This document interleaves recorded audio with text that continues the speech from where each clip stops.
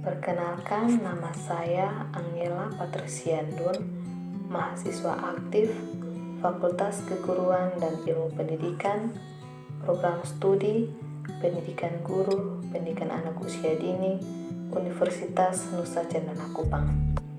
Pada podcast pertama saya akan menjelaskan tentang gangguan yang biasanya terjadi pada rentang pertumbuhan dan perkembangan anak usia 0-6 tahun guna memenuhi nilai UAS mata kuliah Psikologi Perkembangan Anak Usia Dini. Ada beberapa gangguan yang terjadi, yaitu yang pertama, gangguan psikologis.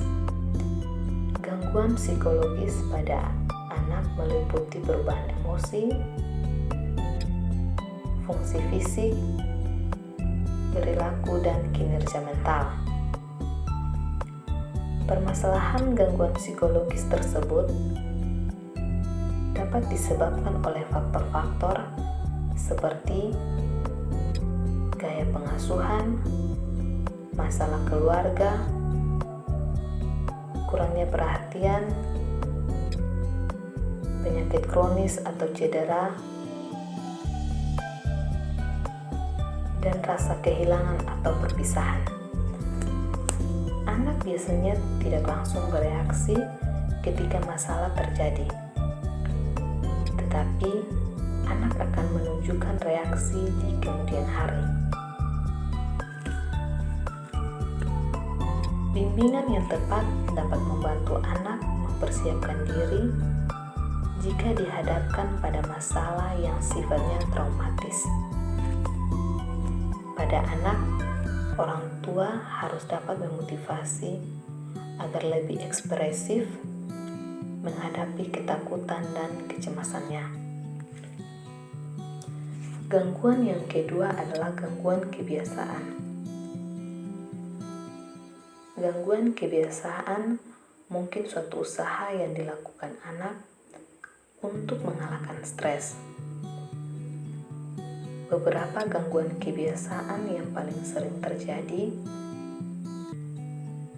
diantaranya mengisap ibu jarinya, menggigit kuku, membenturkan kepala, menggigit atau memukul dirinya sendiri. Semua anak yang mengalami gangguan kebiasaan akan menunjukkan perilaku repetitif, tetapi tergantung juga pada frekuensi dari kebiasaan itu. Sebagai contoh, anak akan mengisap jempol yang merupakan fenomena pertumbuhan yang biasa, tapi jika terus berlanjut hingga usia tertentu, mungkin menjadi tanda peringatan terhadap gangguan kebiasaan. Gangguan yang ketiga adalah gangguan perilaku. Perilaku tertentu adalah normal terjadi pada anak-anak usia dini. Tetapi jika masih tetap berlanjut hingga kemudian hari, mungkin mengandung intervensi. Gangguan perilaku pada anak dapat ditunjukkan seperti suka melampiaskan amarah karena frustasi atau kesal terhadap suatu hal. Orang tua juga bisa mengontrol perilaku anak dengan menjauhkan anak dari hal-hal yang membuat anak bertindak demikian. Sementara perilaku anak yang mencuri atau berbohong mungkin umum pada tahap awal perkembangannya. Pastikan kebiasaan tersebut tidak berlanjut. Gangguan yang keempat adalah gangguan tidur. Masalah tidur termasuk jam tidur yang terlalu banyak atau terlalu sedikit pada anak. Gangguan saat tidur pada tahap pertumbuhan mungkin memiliki efek yang merugikan pada kemampuan kognitif anak. orang tua harus mendorong anak untuk tidur pada waktu yang teratur setiap harinya. Gangguan yang kelima adalah gangguan kecemasan. Kecemasan dan ketakutan normal terjadi pada anak-anak dalam masa perkembangan. Tetapi, jika terus berlanjut dalam waktu yang lama, mungkin akan melumpuhkan kondisi sosial anak. Gangguan kecemasan dapat dikelola dengan cara mengobati kondisi kejiwaan anak seperti terapi keluarga.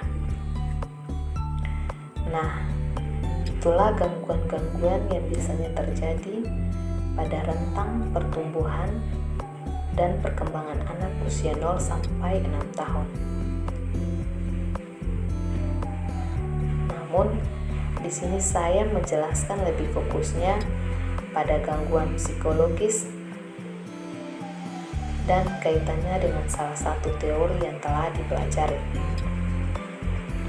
Sebelumnya, saya sudah menjelaskan bahwa gangguan psikologis pada anak meliputi perubahan emosi, fungsi fisik, perilaku, dan kinerja mental. Di sini, saya mengambil contoh tentang emosi, yaitu ketika seorang anak sedang bermain, kemudian temannya merampas permainannya, maka di situ emosi anak akan berubah, di mana anak merasa marah, bahkan menangis. Gangguan ini berkaitan dengan teori Skinner. Teori ini menyatakan bahwa perilaku individu dikontrol melalui proses pengkondisian, di mana seseorang dapat mengontrol perilakunya melalui pemberian stimulasi dalam lingkungan yang relatif besar. Sekian materi dari saya. Semoga apa yang saya sampaikan bisa bermanfaat untuk kita semua.